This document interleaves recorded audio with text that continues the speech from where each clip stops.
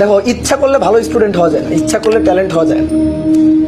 ঠিক আছে, কিছু স্টুডেন্ট থাকে বাই বর্ন ট্যালেন্ট, তারা অনেক ভালো পারে, কোনো একটা জিনিস একবার বুঝাইলে ধরতে পারে, কিন্তু কারো বুঝতে গেলে ধরো আর একটু সময় লাগে। যেমন আমি যখন কলেজ লাইফে ছিলাম, আমি যখন রেসিডেন্সিয়ালে পড়তাম, তখন বায়োলজি তো মুখস্থ করারই ব্যাপার, ম্যাক্সিমাম জিনিস মুখস্থ করতে হইতো। তখন বায়োলজি আর আমরা প্রাইভেট ভাবে পড়তাম না। তখন আমি দেখতাম আমার একটা ফ্রেন্ড ছিল, সে 2-3 বার পড়লে একটা পড়া হয়ে যেত, কিন্তু আমার একটু সময় লাগতো, আমার 2-3 বার হইতো না, ধরো আরো কয়েকবার পড়া লাগতো। তো ব্যাপারটা হচ্ছে কি, যে কোনো স্টুডেন্টের ধরো একটু বেশি সময় লাগবে কোনো একটা জিনিস বুঝতে, কোনো স্টুডেন্টের একটু কম সময় লাগবে বুঝতে।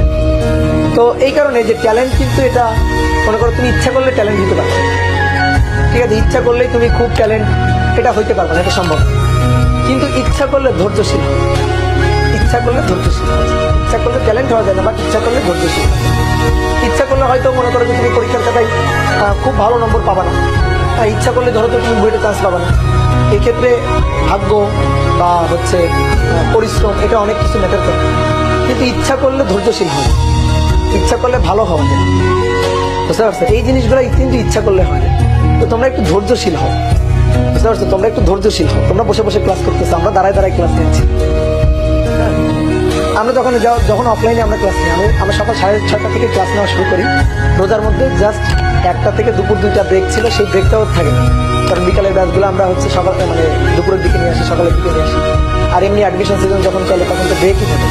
তাহলে একেবারে 4:30 থেকে টানা 8:30 পর্যন্ত ক্লাস নেই, 8টা পর্যন্ত ক্লাস নেই। অনেক ধৈর্যের ব্যাপার। আমরা ধৈর্য নিয়ে ক্লাস নিতে পারি, আর তোমরা ধৈর্য নিয়ে 1 ঘন্টা, আমি অফলাইন স্টুডেন্টের কথা বলছি, ধৈর্য নিয়ে 1 ঘন্টা হলে ক্লাস করতে পারবো। ভাই ছুটি দেন, ভাই ক্ষুধা লাগছে, ভাই ইফতারির সময় হয়ে গেছে, ছুটি দেন। তো তোমাদের এরকম অবস্থা, ভাই ব্রেক দেন। কেন? যা পড়াচ্ছি একটু খেয়াল করো। এই প্রবলেমগুলা বেছে বেছে নিয়ে আসা প্রবলেম। একটু ধৈর্যশীল হও, বুঝছো? পড়াশোনার ব্যাপারে একটু যা ধৈর্যশীল।